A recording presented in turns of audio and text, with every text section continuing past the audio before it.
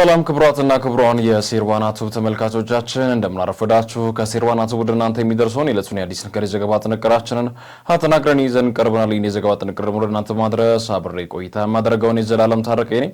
እናንተም ደግሞ እስከ ዘገባ ጥንቅር ፍጻሜያችን ድረስ አብራችሁን ቆይታ ስለምታደርጉ ከወዲሁ ያመሰገንኩ። በስተመጀመሪያ ማባየት ነጥቦችን ማስደምጣችሁናል። ወደዛው አለፍኩኝ። ባንኮች ሰራተኞቻቸውን የትምህርት ማስረጃ ትክክለኛነት እንዲያጣሩ ብሔራዊ ባንክ መመሪያ ሰጠ።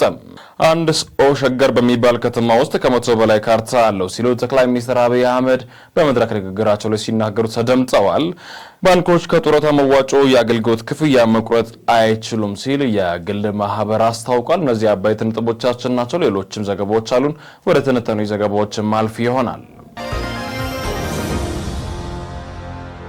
ከጥር 23 ጀምሮ ስስ የፕላስቲክ ከረጢቶችን መጠቀም ማምረትና ወደ ሀገር ውስጥ ማስገባት ያስቀጣል ተባለ። የአካባቢ ጥበቃ ባለስልጣን ከጥር 23 2018 ጀምሮ ለአንድ ጊዜ አገልግሎት ብቻ የሚውል ስስ የፕላስቲክ ከረጢቶችን የሚጠቀሙ የሚያመርቱን ወደ ሀገር ውስጥ የሚያስገቡ አካላትን መቅጣት ሊጀምር መሆኑን ነው ያስታወቀው። ለአንድ ጊዜ አገልግሎት ብቻ የሚውሉ የፕላስቲክ ምርቶች ማምረት ወደ ሀገር ውስጥ ማስገባት ይዘው መገኘት የሚከለክል አዋጅ ከሐምሌ 3 ቀን 2017 ጀምሮ የጸደቀ ቢሆንም ባለስልጣኑ የ6 ወራት የሽግግር ጊዜ ሰጥቶ መቆየቱ ይታወሳል።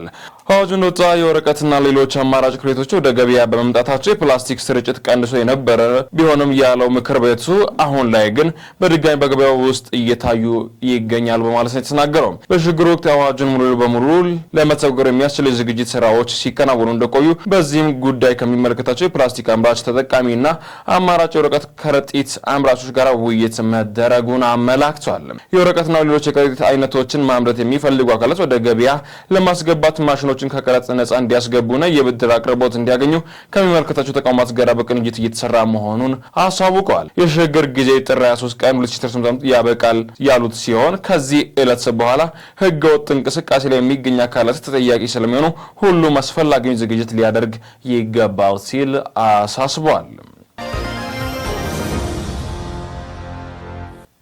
የዲጂታል ኢትዮጵያ 2030 ስትራቴጂ ማስጀመሪያ ስነ ስርዓት ወቅት የተገኙት የፌዴራል ጠቅላይ ሚኒስትር አብይ አህመድ በዲጂታል ኢትዮጵያ ስትራቴጂ ዘርፍ የእሳት ዳር ወግ አካሄደዋል። ጠቅላይ ሚኒስትሩ ውይይቱን ያካሄዱት ከኢኖቬሽንና ቴክኖሎጂ ሚኒስትር በለጠ ሞላ ጋር ሲሆን በተጨማሪም ከታዳሚያን ለተነሱላቸው ጥያቄ ምላሽና ማብራሪያ የሰጡ ሆኗል።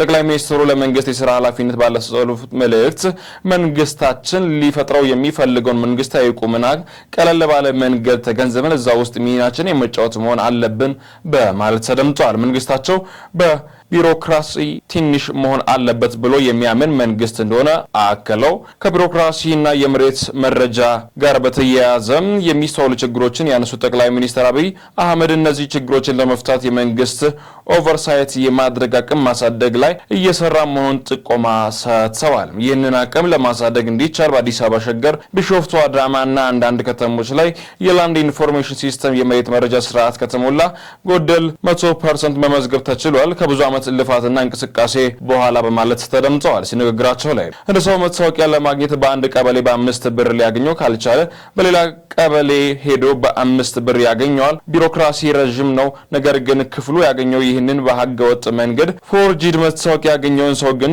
ኦቨርሳይት አድርጎ ማግኘት አይቻልም በማለት ተናግረዋል። መሬትን ብንወስድ አንድ ሰው ኢትዮጵያ ውስጥ እስካሁን ባለው ሁኔታ የኢንቨስትመንት ሀብት ኖሮት በመንግስት ተቋማት መሬት ለማግኘት አመላክቶ መሬት ማግኘት ማለትም ምጽዋት እንደመጠበቅ ከባድ ነገር ነው። ቀላል ጉዳይ አይደለም። አንድ ሰው የኢንቨስትመንት ሀሳብ ኖሮት መንግስት ጋር ሄዶ መሬት መጠየቅ ማግኘት አይችልም። በህገወጥ መንገድ መሬት የወሰዱ ሰዎች ግን መንግስት ኦቨርሳይት አድርጎ መያዝ አልቻለም ብለዋል። ለመጣው እያስተናገደ የሚሰርቀውና ያለ አግባብ የወሰደው ደግሞ መያዝ አለበት በማለት ተናግረዋል። በአዲስ አበባ ከተማ ደግሞ አንድ ሰው እስከ 100 መሬት እንዳለው ጠቅላይ ሚኒስትሩ በዚህ ንግግራቸው አክለዋል።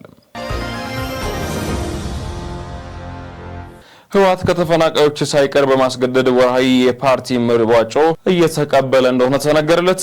30 ወያኔ ትግራይ ፓርቲ በትግራይ በጠመንጃ የሚመራ የፖለቲካ ኃይል ስልጣኔ ላይ ተቀምጧል ሲል ክስ አሰምቷል።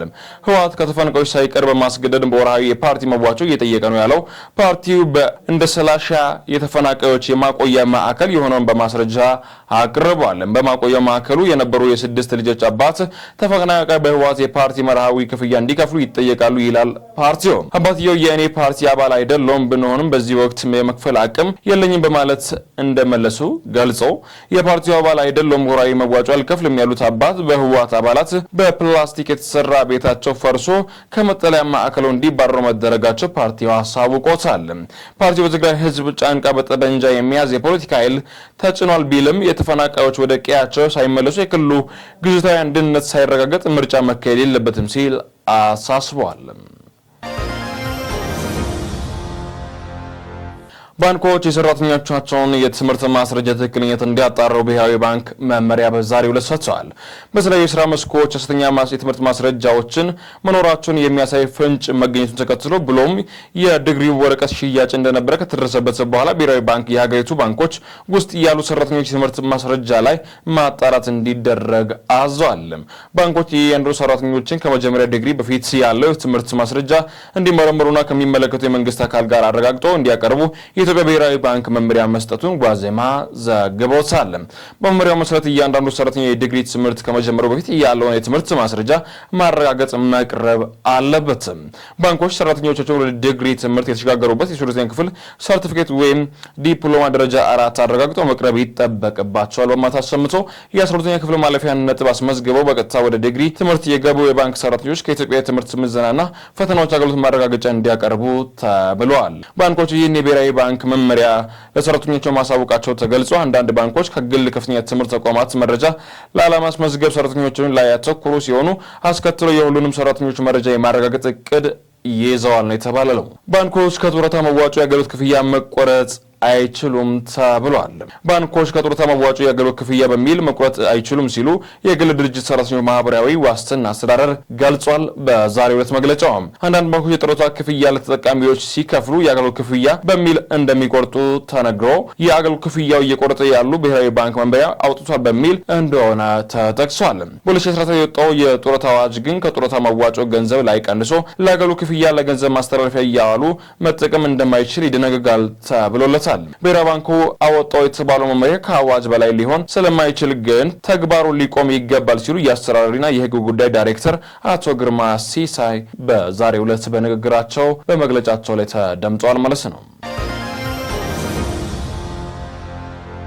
አየር መንገዱ በረራዎችን ያቋረጠበት የአየር ጸባይ ለውጥ በደሴና አካባቢ የደረሱ ሰብሎችን አወደመም። በአማራ ክልል ደቡብ ወሎ ዞን ደሴ ከተማና አካባቢ በድንገት በተቀየረ የአየር ሁኔታ ምክንያት የኢትዮጵያ አየር መንገድ በረራዎችን ለማቋረጥ መገደዱን ማስታወቁ ይታወቃል።